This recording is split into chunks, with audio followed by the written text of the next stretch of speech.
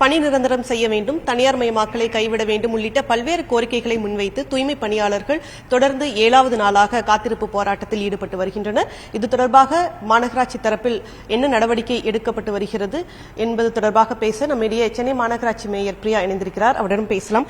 வணக்கம். இப்போ தொடர்ந்து 7வது நாளா தூய்மை பணியாளர்கள் இந்த போராட்டத்தில் ஈடுபட்டு வராங்க. அவர்கள் சொல்லக்கூடிய பிரச்சனை, முக்கிய குற்றச்சாட்டு அப்படின்னா, தனியார் மயமாக்கப்பட்டா எங்களுடைய பணி பாதுகாப்பு இருக்காது, அதே போல தற்போது பெறக்கூடிய ஊதியம், சேலரி எங்களுக்கு கணிசமா குறையுது அப்படிங்கிற குற்றச்சாட்டை முன்வைக்கிறாங்க. அதுக்கு உங்களுடைய பதில் என்ன?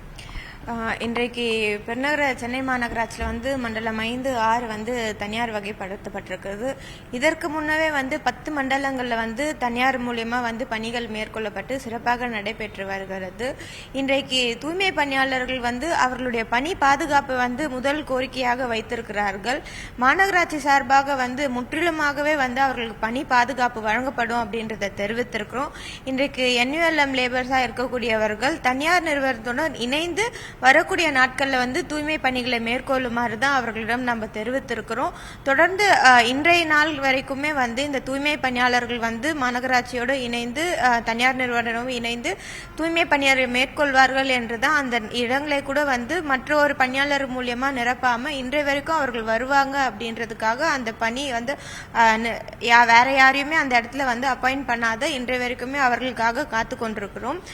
வரக்கூடிய நாட்கள்ல கண்டிப்பாக தூய்மை பணியாளர்கள் இதற்கு முன்னாக சென்னை மாநகராட்சியோடு எப்படி இணைந்து நம்ம சென்னை மாநகராட்சியை தூய்மையாக வைத்துக் கொள்வதற்கு அவங்களுடைய முக்கிய பங்கு அளித்தார்களோ அதே போல வரக்கூடிய நாட்களிலும் அவர்கள் தூய்மை பணியில ஈடுபட்டு நம்ம சென்னை மாநகராட்சியை தூய்மையாக வைத்துக் கொள்ள ஈடுபடுவார்கள் என்று நம்புகிறோம். அதே போல அவர்கள் சேலரி குறித்து பேசுகிறார்கள்.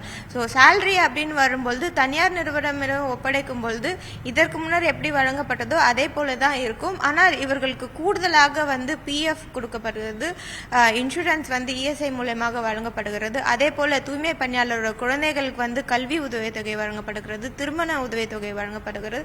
அதே போல பண்டிகை காலங்களில் போனஸ் வழங்கப்படுகிறது.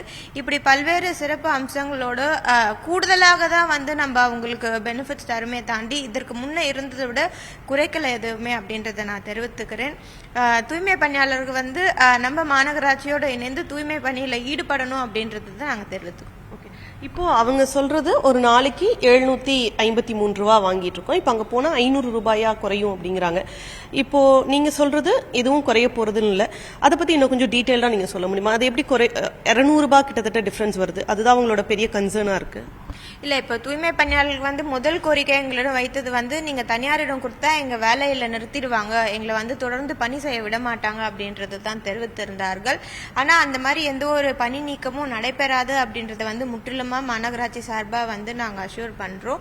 சோ மாநகராட்சியில பணியில முதல்ல அவங்க சேர்ந்துட்ட பிறகு அதுக்கப்புறமா அவங்க கோரிக்கை என்னவோ ஒன்னொன்னா மாநகராட்சி சார்பா நிவர்த்தி செய்யப்படும்.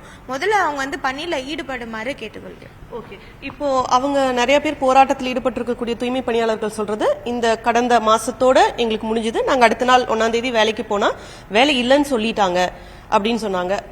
அப்போ அவங்களுக்கு அந்த பணி அவங்க நீக்கப்பட்டிருக்காங்களா? இந்த தனியாரிடம் ஒப்படைக்கப்பட்டதுனால அவர்கள் பணி போயிருக்கா? இல்ல, தனியாரிடம் பணி நீக்கம் வேலை இல்லை அப்படின்றத தெரிவித்திருக்க மாட்டாங்க. தனியாரிடம் நியூவா என்ரோல் பண்றதுக்காக அவங்களோட டீடைல்ஸ் கேட்டிருப்பாங்களே தாண்டி வேலை இல்லை அப்படின்றது யாருக்குமே தெரிவிக்கல. குறிப்பிட்டு சொல்லணும்னா நம்ம கடந்த 7 நாட்களா இங்க ஸ்ட்ரைக் நடக்குது. ஆனா இந்த 7 நாட்களுமே இவங்களை ரீப்ளேஸ் பண்ணணுமாறு ஆல்டர்னேட்டிவா எந்த ஒரு ஒர்க்கர்ஸையும் போடல. இருக்க தூய்மை பணியாளர்களை வைத்துதான் நம்ம தூய்மை பணிகளை மேற்கொண்டு வருகிறோம்.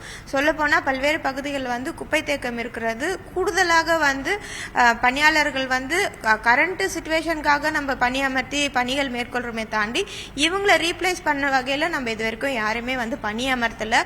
அவங்களுக்காக வேக்கண்டா இருக்கிறது இன்னமும் வேக்கண்ட்லயே தான் இருக்கு. அப்போ ஏற்கனவே பணியில் இருந்த எந்த ஒரு ஊழியருக்கும் பணியாளர்களுக்கும் பணி இழப்பு ஏற்படாது அப்படின்னு நீங்க சொல்ல வரீங்க. இப்போ சென்னை இவங்களுடைய போராட்டம் காரணமா நிறைய இடங்கள்ல குப்பைகள் தேங்கி இருக்கிறத நம்மளால பார்க்க முடியுது. குறிப்பா 5, 6 மண்டலங்கள்ல இருக்கக்கூடிய ஊழியர்கள் போராட்டத்தில் ஈடுபட்டிருக்காங்க. இப்போ அங்க என்ன நடவடிக்கை எடுத்திருக்கீங்க?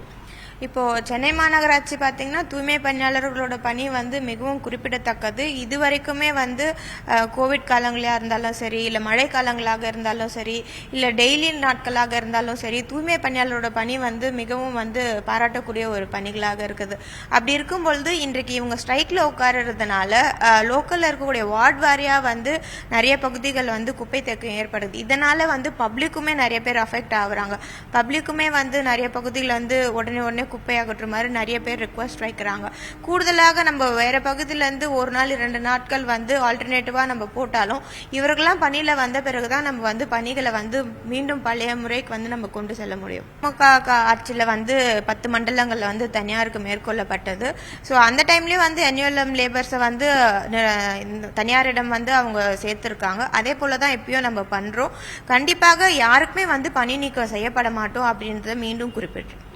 இப்போ ரொம்ப 6 நாட்கள் போராட்டத்துக்கு பிறகுதான் எங்களை அழைச்சு பேசினாங்க, மேயர் அதுக்கு முன்னாடி எங்களை சந்திக்கல அப்படிங்கிற குற்றச்சாட்டையும் போராட்டத்தில் ஈடுபட்டிருக்கக்கூடிய தூய்மை பணியாளர் சொல்றாங்க. அதுக்கு உங்களுடைய விளக்கம் என்ன? தாமதமா அழைத்து பேசுனீங்களா? இல்ல, தொடர்ந்து வந்து அவங்க போராட்டத்தில் ஈடுபட்டதுல இருந்து மாநகராட்சி சார்பா வந்து அதிகாரிகள் வந்து கூப்பிட்டு பேசிட்டு தான் இருந்தாங்க. அவங்க தரப்புல இருந்து அவங்களே வந்து டிஸ்கஸ் பண்ணிட்டு ஒரு 5 நபர்கள் வந்து அவங்க தரப்புல வந்து பேசுறாங்க. நம்ம இன்றைக்குமே வந்து மாநகராட்சி பில்டிங்ல வந்து வரப்போக இருக்கதா செய்யறாங்க. மாண்புமிகு நகராட்சி நிர்வாகத்துறை அமைச்சர், மாண்புமிகு இந்து சமய அறநிலையத்துறை அமைச்சர், நான், துணை மேயர் அவர்கள், அப்புறம் அவங்க சார்பா ஒரு 5 நபர்களும் வந்து நம்மளிடம் பேசினார்கள். மீண்டும் அவர்கள் வந்து பேசுவதாக குறிப்பிட்டிருக்காங்க. எப்பொழுது வந்து பேசினாலும் நாங்கள் உடனிருந்து பேச தயாராக இருக்கோம். இந்த விவகாரத்தில் நீங்க அடுத்து மேற்கொள்ளக்கூடிய நடவடிக்கை இல்ல, தூய்மை பணியாளர்கள் வந்து முக்கியமா வைத்த கோரிக்கை வந்து பணி நீக்கம் இருக்கக்கூடாதுன்றது. அது மாநகராட்சி சார்பா வந்து 100% பணி நீக்கம் ஏற்படாதுன்றதை நான் மீண்டும் தெரிவித்துக்கிறேன். இல்ல, கண்டிப்பா மாநகராட்சி சார்பா இதுக்கு முன்னாடி வந்து பிரைவேடைஸ் பண்ண 10 மண்டலங்களுமே பாத்தீங்கன்னா நம்ம மாநகராட்சி சார்பா இருக்கக்கூடிய சிஐஸ் தான் வந்து பணிகள் வந்து நடைபெறதா, என்ன மாதிரி பணிகள் இருக்கு, எந்தெந்த தெருவுலாம் இன்னும் கிளீன் பண்ணாம இருக்கு அப்படின்றத வந்து ஆய்வு கொள்வாங்க. இதற்கு முன்னாடி இந்த 5-6 மண்டலங்களும் சிஐஸ் தான் வந்து கன்சர்வன்சி இன்ஸ்பெக்டர் சொல்லக்கூடியவர்கள் தான் வந்து இந்த பணிகளை மேற்கொண்டார்கள். வரக்கூடிய நாட்களும் சிஐஸ் வந்து மானிட்டர் பண்ணிட்டு தான் இருப்பாங்க. இதற்கு முன்னாடி எப்படி இருந்ததோ அதே போலதான் வரக்கூடிய நாட்களையும் தூய்மை பணிகள் மேற்கொள்ளப்படும். இப்போ போராட்டத்தில் ஈடுபட்டு வரக்கூடிய இந்த தூய்மை பணியாளர்களுக்கு நீங்கள் சொல்லக்கூடிய செய்தி என்ன? அவங்களுக்கு வந்து கண்டிப்பாக மண்டலம் 5-6 இருக்கக்கூடிய தூய்மை பணியாளர்கள் வந்து நிறைய முறை என்னையும் நேரில் பார்த்துருப்பாங்க. ஸோ அவங்களுக்கெல்லாம் தெரிவிக்கிறது, உங்களுக்கு பணி நீக்கம் ஏற்படாது, கண்டிப்பாக பணி பாதுகாப்பு வழங்கப்படும் அப்படின்றத தெரிவித்துக்கிறேன். தொடர்ந்து அரசு சார்பாக உங்களுக்கு என்ன ஒரு நடவடிக்கை ஏற்பட முடியுமோ அது அனைத்துமே முற்றிலுமாக ஏற்கொள்ளப்படும். அதே போல் நீங்களும் வந்து உடனே பணியில் சேர்ந்து பணிகளை வந்து மேற்கொள்ளுமாறு கேட்டுக்கொள்கிறேன். நீங்கள் இதுக்கு முன்னாடி எத்தனையோ காலகட்டத்தில் வந்து பணியாற்றி இருப்பீங்க. எவ்வளோ ஒரு கஷ்டமான சூழல், கோவிட் டைம், மழை டைம்ல இந்த மாதிரிலாம் பணி மேற்கொண்டிருப்பீங்க. இப்போ இதே பகுதிகளில் பணி மேற்கொண்ட பப்ளிக் அஃபெக்ட் ஆகுறாங்க. அதையும் அவங்க கருதி மீண்டும் பணியில வந்து சேருமாறு கேட்டுக்கொள்கிறேன். தற்போது வழங்கப்பட்டு வரக்கூடிய வேலையில் எந்த பாதிப்பும் இருக்காது, அவர்களுக்கு பணி பாதிப்பு இருக்காது என்ற ஒரு விளக்கத்தை மேயர் கொடுத்திருக்கிறார். மேலும் அவர்களுக்கு புதியதாக சேரக்கூடிய நிறுவனத்தில் வழங்கப்படக்கூடிய ஊதியம் பிடித்தம் காரணமாகவே குறைவாக இருக்கிறது, அவர்களுடைய ஊதியம் குறைக்கப்படவில்லை என்ற விளக்கத்தையும் மேயர் பிரியா கொடுத்திருக்கிறார். ஒளிப்பதிவாளர் மணிகண்டனுடன் தமிழரசி, நியூஸ் 18 தமிழ்நாடு.